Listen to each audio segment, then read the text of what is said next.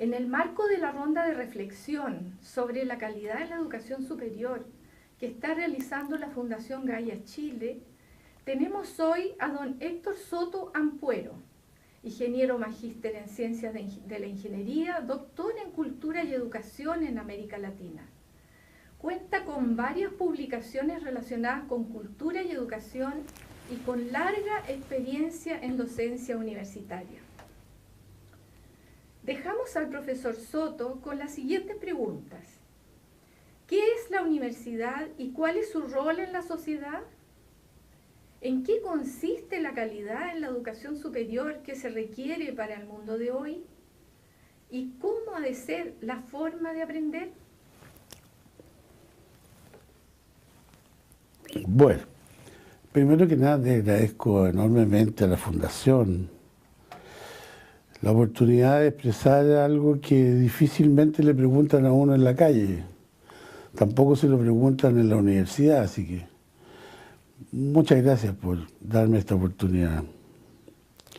¿Qué es la universidad? Para mí la universidad es y seguirá siendo un punto de encuentro en que alumnos que desean penetrar en el conocimiento superior se encuentran con quienes lo tienen y tienen la experiencia suficiente como para poderlo transmitir. Y esto ha sucedido desde la eternidad, diría yo, y formalmente desde la antigüedad, la época antigua, cuando se formaron en centros de esta misma naturaleza, por cierto con otros nombres, en las civilizaciones egipcia, griega, hebrea, India, China.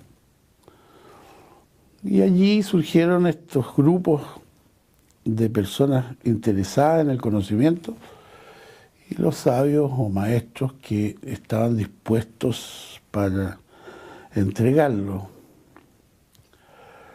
Y todo el mundo conoce las escuelas de Confucio, las escuelas védicas en la India, los misterios egipcios. Y de los griegos basta mencionar a los tres más conocidos sabios de la antigüedad y sus escuelas correspondientes. Me refiero al Liceo, a la Academia, de Aristóteles, Sócrates, Platón. De manera que no es una novedad encontrarnos hoy día con centros de congruencia de gente que quiere saber y gente que puede y desea enseñar. Y la universidad adquiere su forma más conocida en la Edad Media, después que los romanos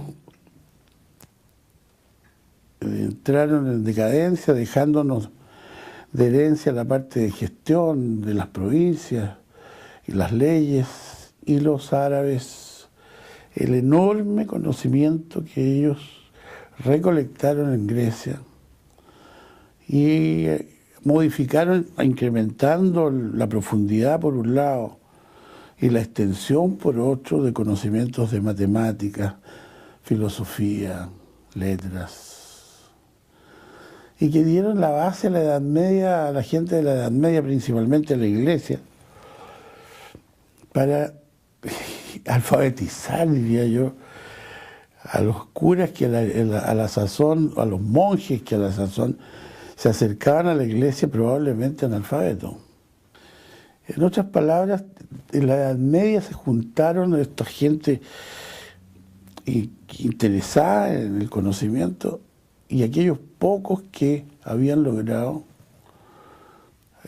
adquirirlo mediante lectura, investigación y la práctica de los famosos misterios heredados de la antigüedad, que no son otra cosa que estas enseñanzas entregadas individualmente por maestros, por iniciados a lo largo del tiempo a aquellos jóvenes que algún día decidieron ser también ministros en las diferentes religiones.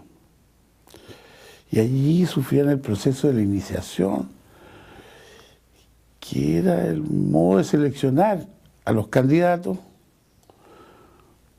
pero principalmente esta selección consistía en sentir los maestros el interés que tenían los educandos en adentrarse en los conocimientos esotéricos, o sea, no disponibles para el vulgo. Bueno, todo esto va a llegar a la Edad Media, digo, y formalmente conocer de la primera universidad, la Universidad de Bolonia, que si no me equivoco comenzó sus actividades en el año 1086,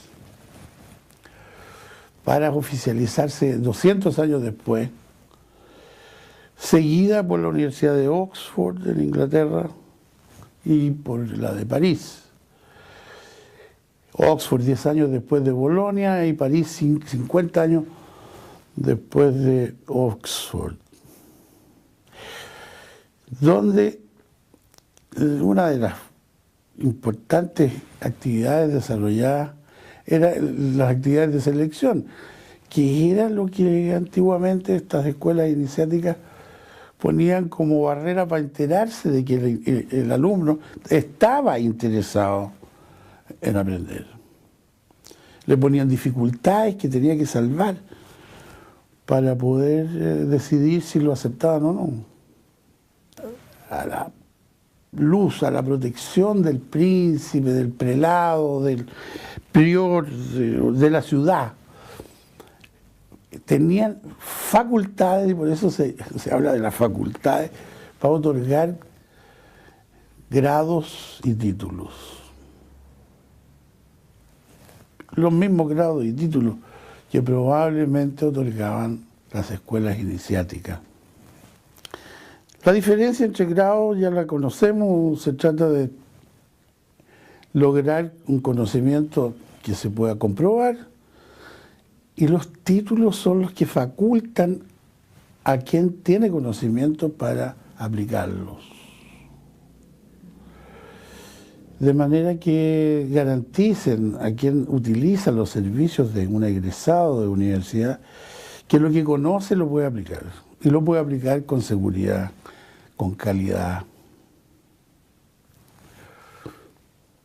Esto de crear universidades en la Edad Media se expandió, por cierto, en Europa toda, después de que los árabes estuvieron en España.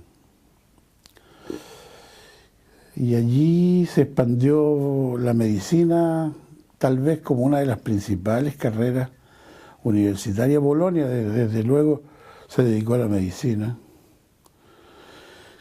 Se expandió las matemáticas, astronomía, geografía, arquitectura, principalmente bajo el imperio de los árabes en España. Pero lo más importante, creo yo, de la universidad formalmente creada en esa época, en los 1100, 1200, 1300, es que esto se formalizó de una manera disciplinada, sistémica, y no era simplemente maestro y aprendiz que seguían un camino propio, sino que empezaron a preocuparse un poco de para qué servía a lo que aprendían estos estudiantes, para qué les servía a la sociedad a la cual pertenecían. Y por supuesto la universidad mundialmente derivó de acuerdo a cómo derivó la cultura de la humanidad, y ha cambiado hasta el día de hoy. Ciertamente la universidad en América Latina es producto de la colonización española. En prácticamente todas las universidades americanas siguieron bajo el alero de la Iglesia, a pesar de que muchas de ellas eran del Estado, entre las cuales la Universidad de San Felipe, la primera universidad chilena, que derivó finalmente en la Universidad de Chile a cargo de don Andrés de Bello, pero desde 1700 y tanto, que fue fundada hasta 1813, si no me equivoco, que fue la vida útil de la Universidad chilena, estuvo siempre a cargo del Estado, pero con dirección eclesiástica muy cercana. Vale la pena a esta altura de la exposición decir algo bastante curioso en nuestra historia de la educación. El famoso Estado docente, de que se han enorgullecido muchos gobiernos y muchos partidos políticos, fue posible en este país cuando la Iglesia y el Estado estaban juntas. Y una de las defensoras más duras del Estado docente en ese tiempo fue la Iglesia Católica, que tenía a cargo la Superintendencia de Educación y por lo tanto estaba absolutamente de acuerdo en que el Estado enseñara, y por cierto enseñara religión, y la religión católica, no otra. Creo que la visión de lo que hoy es la universidad es la continuación de lo que acabo de decir. Por lo tanto, y en honor al tiempo disponible, quisiera responder la pregunta: ¿cuál es el rol de la universidad en la sociedad? Sin duda que la función que cumple la universidad es poner a disposición de la sociedad este lugar de encuentro de quien desea el conocimiento y de quien está en condiciones de darlo. El profesor, sin duda alguna, y creo que nadie tiene dudas de esto, es un facilitador, porque no hay educación, no hay aprendizaje, no hay conocimiento sin la voluntad del alumno que lo recibe.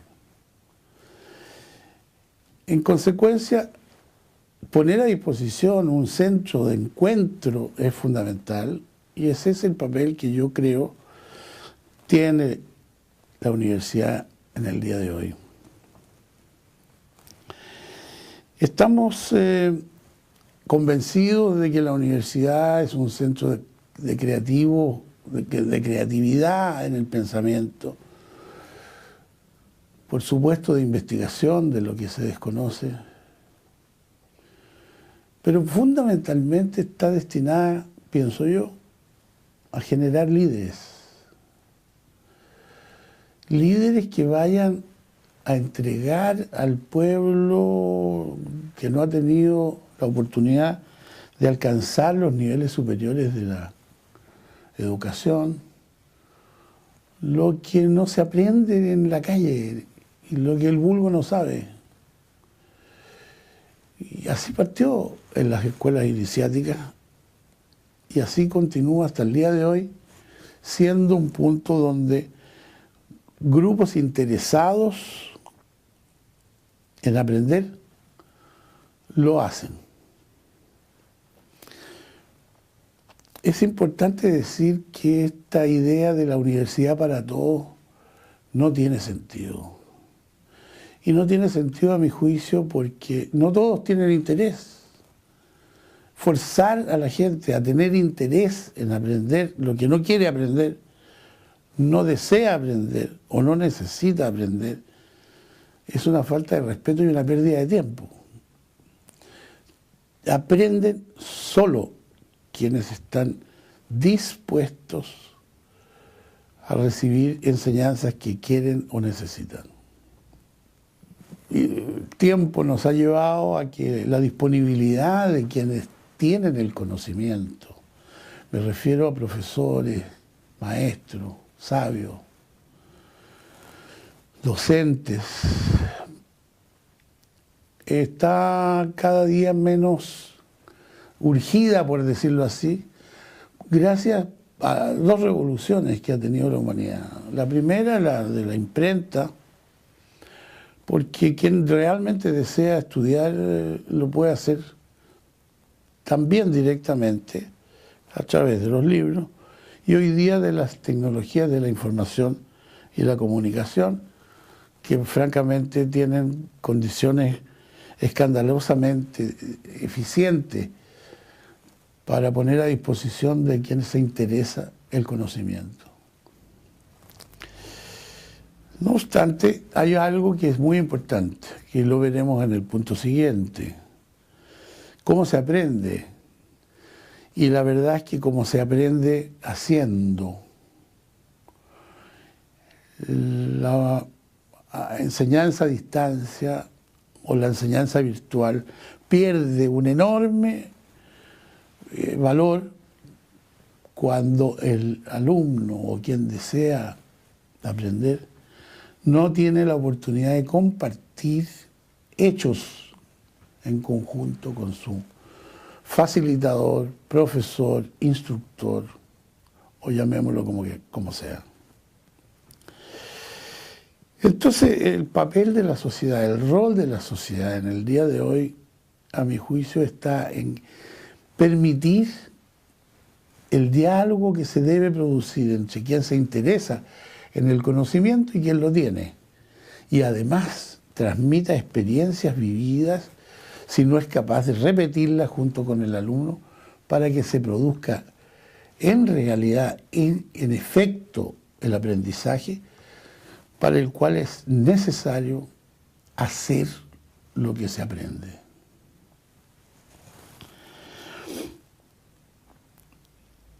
Tengo la necesidad de expresar también que la universidad, el rol de la universidad de hoy está marcado por una disyuntiva que se está generando cada día con más fuerza.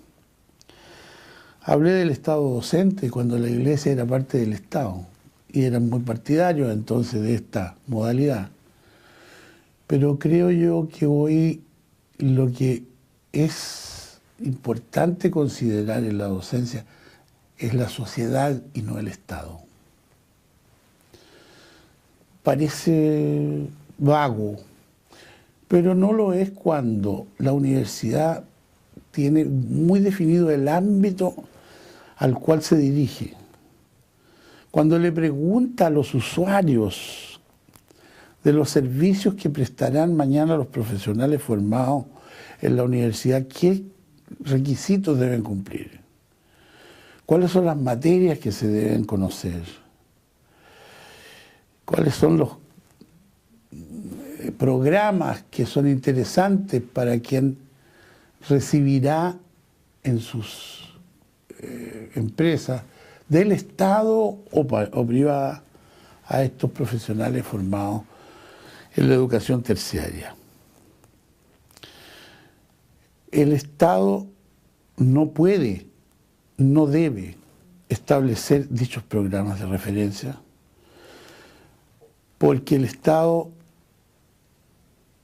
al imponer un determinado programa, está limitando la creatividad que fue la originadora de la universidad medieval, porque debemos considerar que tales conventos, tales principados, tales ciudades crearon las universidades para permitir la discusión del dogma, para permitir que las personas expresaran sus puntos de vista, diferentes de los que estaban marcados por el príncipe, por la iglesia o por la sociedad.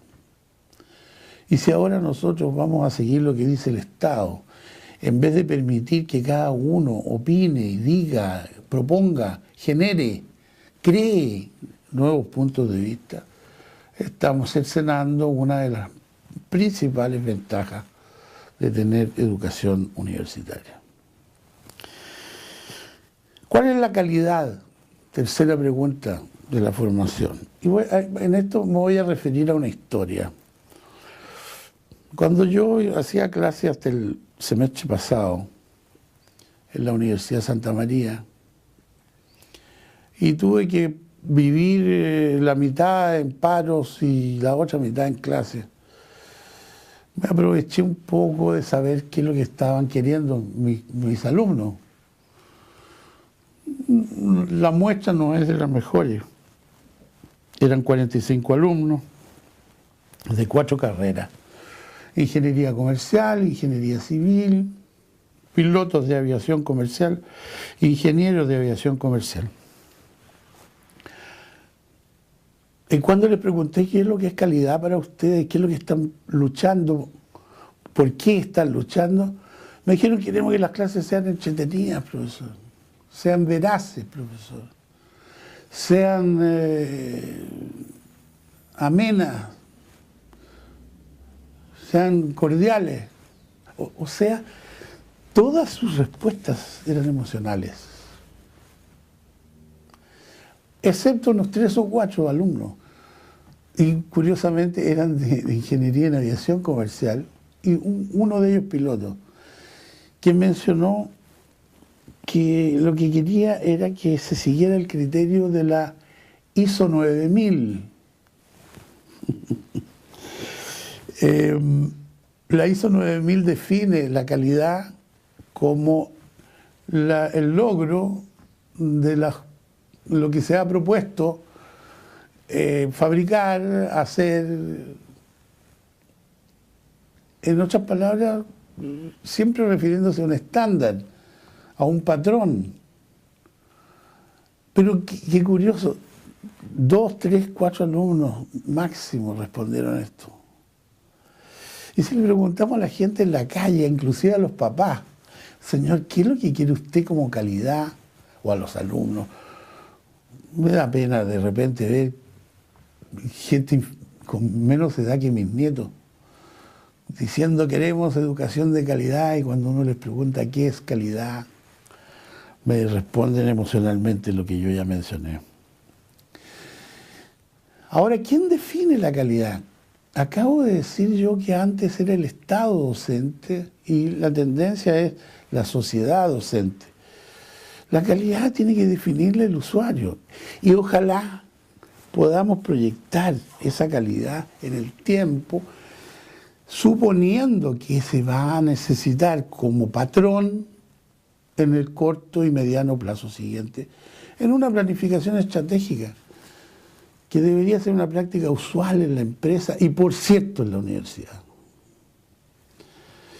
Calidad, entonces, en la educación, para mí, es conseguir los objetivos previamente establecidos, siendo estos objetivos los que la sociedad espera de los egresados de una universidad y medidos contra esa calidad esperada los programas y los resultados de los cursos universitarios.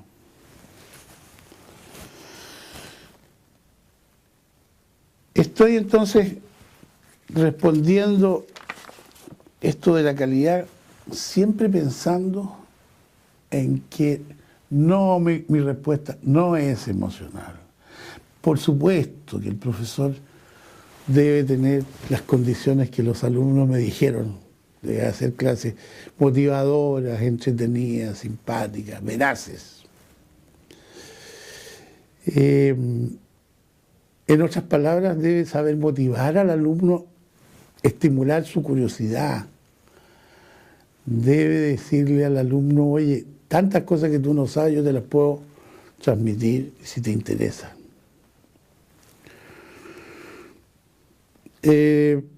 Esto es lo que se ha llamado pedagogía muy malamente. Hay mucha gente que dice que los profesores universitarios deben asistir a clases de pedagogía. Y digo muy malamente porque pedagogía viene de niño y de enseñanza. En consecuencia, pedagogía es para quien quiere enseñarle a los niños. Y acontece que los alumnos universitarios dejaron de serlo ya hace algún tiempo. tienen que saber qué es lo que buscan. Y por último, ¿cómo ha de ser la forma de aprender? La Fundación Gaia tuvo la oportunidad de escuchar a quien magistralmente ha definido el concepto de la biología del conocer. Me refiero a Humberto Maturana y a Francisco Varela, que son los autores de esta teoría, muy controvertida y a veces casi desconocida. El caso de Maturana es notable, y el de Varela también. Han sido famosos y son uno de ellos candidato al premio Nobel, me refiero a Humberto Maturana. Y Francisco Varela en Francia tuvo los reconocimientos más notorios del gobierno francés. Esto quiere decir que son conocidos en el extranjero. Nadie es profeta en su tierra, dicen. Pero fueron ellos los que definieron una forma de aprender que responde exactamente a la pregunta que se me ha hecho. ¿Qué cosas tenemos que tener en consideración para que esta forma de aprender sea conocida? Primero, que nosotros somos entidades biológicas y por lo tanto tiene que tratarse la conducta del ser humano, en general del ser vivo, como conducta biológica. Característica fundamental, el que se autogenera el ser biológico, con leyes propias. Se autogenera dentro de un borde. No tiene acceso a la realidad. Nosotros no vemos lo que creemos ver, no oímos, no sentimos, no degustamos lo que creemos degustar. Lo que nosotros usamos es la transformación dentro del sistema nervioso, al lado adentro de nuestro borde, de las perturbaciones que nuestros sentidos captan del medio ambiente. ¿Qué quiere decir esto? Quiere decir que lo que yo sé, lo sé de mi borde para adentro. No tengo acceso al objeto. Y de paso voy a decir, el no tener acceso al objeto me impide conocer la verdad. No tengo acceso a la verdad, puesto que yo construyo el conocimiento dentro de mi sistema nervioso. Somos como una grabadora. Imaginémonos la grabadora que graba sonido solamente, o visión. La luz llega a la lente, o el sonido llega al micrófono. Y estas dos entidades, lente, micrófono, transforman lo que está siendo captado por nuestro sentido en una corriente eléctrica que se distribuye a través de la cámara que me está filmando hasta una memoria donde se almacena.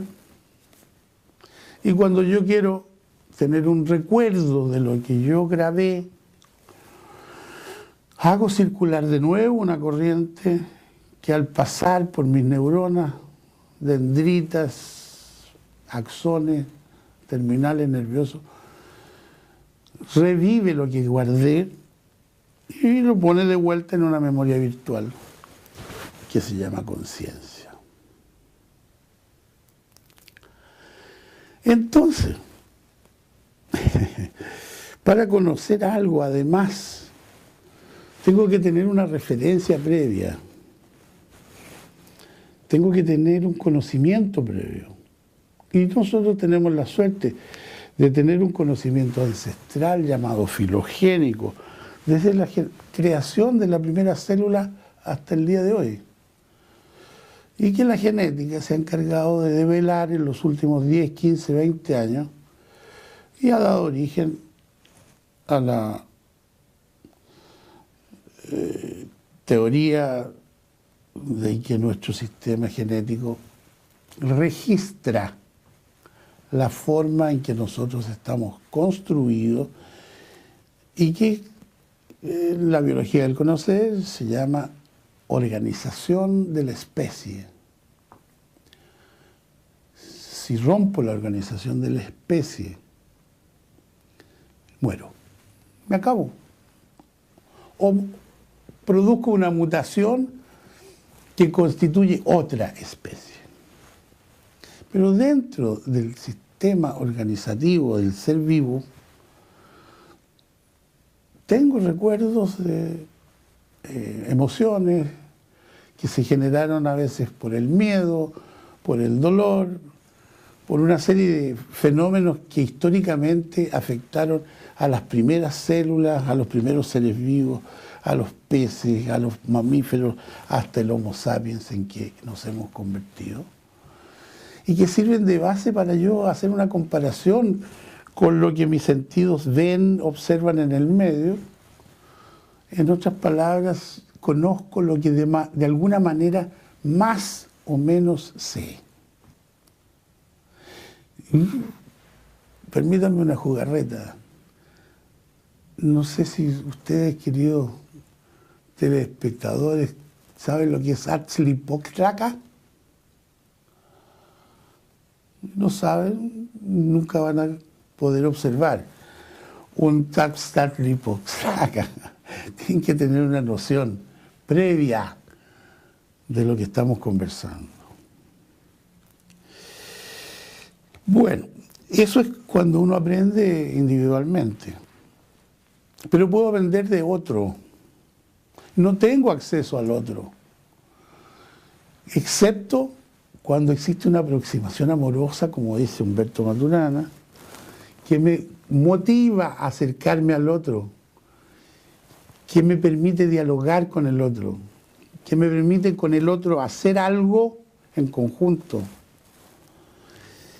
Que cuando yo hago algo en conjunto, en mi sistema nervioso se almacena la experiencia de lo hecho y en el de él se almacena la misma experiencia en su sistema nervioso y en su lenguaje biológico. Sin embargo, nos podemos poner de acuerdo en el lenguaje común, en denominar de la misma manera algo que los dos tenemos guardado y que corresponde a un solo hecho comúnmente observado. Este es el conocimiento mutuo. Ambos sabemos lo mismo. Ambos nos hemos puesto de acuerdo en ponernos de acuerdo en denominarlo de la misma manera. Y cuando yo digo blanco, mi blanco no es el mismo de mi interlocutor. Él tiene su propia concepción de blanco, o de rojo, o de negro, o de casa, o de Huitzilopochtli, ese otro bicho, del cual ni él ni yo tenemos antecedentes para poderlo distinguir. Esta conjunción en torno de un trabajo común, de un hecho común, de una idea común, es lo que nos hace ser sociablemente aptos en la convivencia amorosa. Y si a mí no me importa nada el otro, no tengo conversación con él, no me voy a poner de acuerdo, no voy a compartir conocimientos con él. Como dice la juventud hoy día, si no me interesa el otro señor, filo. No hay conversación, no hay cultura, no hay comunidad en torno del conocimiento. Así se aprende. Esa es la forma que la biología del conocer, que me perdone don Humberto Maturana y el fallecido Pancho Varela, que esté relatando el monumento que constituye la biología del conocer con la forma tan coloquial y tan vulgar como lo estoy haciendo. Cada uno, podemos decir que cada uno aprende lo que está dispuesto a registrar en su sistema nervioso y a aprender del otro. En nuestro caso, de nuestro profesor. Solo y solamente aquello en lo que nos pusimos de acuerdo con el profesor. Yo en aprender y él en enseñar. Por otra parte, jamás aprenderemos algo que no se asemeje a algo que ya teníamos noción en nuestro sistema nervioso, almacenado en nuestro sistema nervioso. Esa es la importancia de decir que los alumnos que llegan a la educación terciaria deben tener completa la educación secundaria. No van a aprender nada si no existe un conocimiento previo. Es inútil. Se está perdiendo tiempo, se está perdiendo dinero, se está perdiendo eficiencia en la enseñanza cuando aceptamos a ojos cerrados que sin pasar por la iniciación universitaria lleguen alumnos a darse vuelta en el aula sin que se produzcan estos dos fenómenos. Tener el íntimo interés en aprender y tener un conocimiento previo para poderlo almacenar en lo que se llama experiencia, memoria, esquemas de distinción técnicamente dicho en biología del conocer. Por último,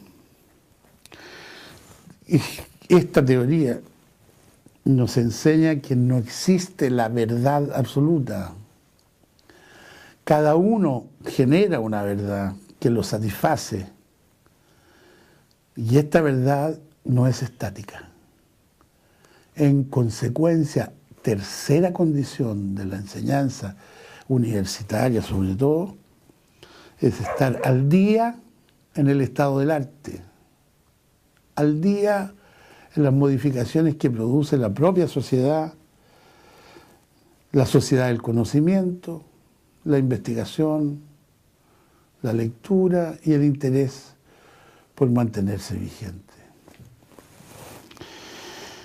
Y eso es lo que puedo decir sobre las 4 preguntas, estimados amigos de la Fundación Gaia. Por cierto, si me preguntan de aquí a 2 años y soy consecuente con lo que estoy diciendo, capaz que diga otra cosa, porque no soy dueño de la verdad.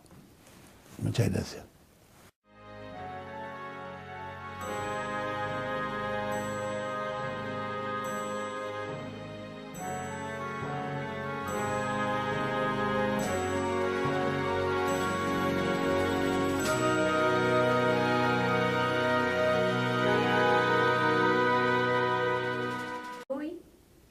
¿Y cómo ha de ser la forma de aprender?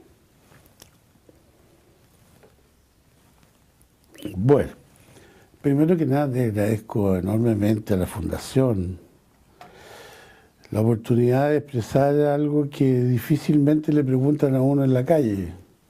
Tampoco se lo preguntan en la universidad, así que muchas gracias por darme esta oportunidad. ¿Qué es la universidad? Para mí la universidad es y seguirá siendo un punto de encuentro en que alumnos que desean penetrar en el conocimiento superior se encuentran con quienes lo tienen y tienen la experiencia suficiente como para poderlo transmitir. Y esto ha sucedido desde la eternidad, diría yo, y formalmente desde la antigüedad, la época antigua, cuando se formaron en centros de esta misma naturaleza, por cierto con otros nombres, en las civilizaciones egipcia, griega, hebrea, india, china. Y allí surgieron estos grupos de personas interesadas en el conocimiento y los sabios o maestros que estaban dispuestos para entregarlo. Y todo el mundo conoce las escuelas de Confucio, las escuelas védicas en la India, los misterios egipcios. Y de los griegos basta mencionar a los tres más conocidos sabios de la antigüedad y sus escuelas correspondientes. Me refiero al Liceo, a la Academia de Aristóteles, Sócrates, Platón. De manera que no es una novedad encontrarnos hoy día con centros de congruencia de gente que quiere saber y gente que puede y desea enseñar. Y la universidad adquiere su forma más conocida en la Edad Media, después que los romanos entraron en decadencia, dejándonos de herencia la parte de gestión de las provincias y las leyes, y los árabes el enorme conocimiento que ellos recolectaron en Grecia y modificaron.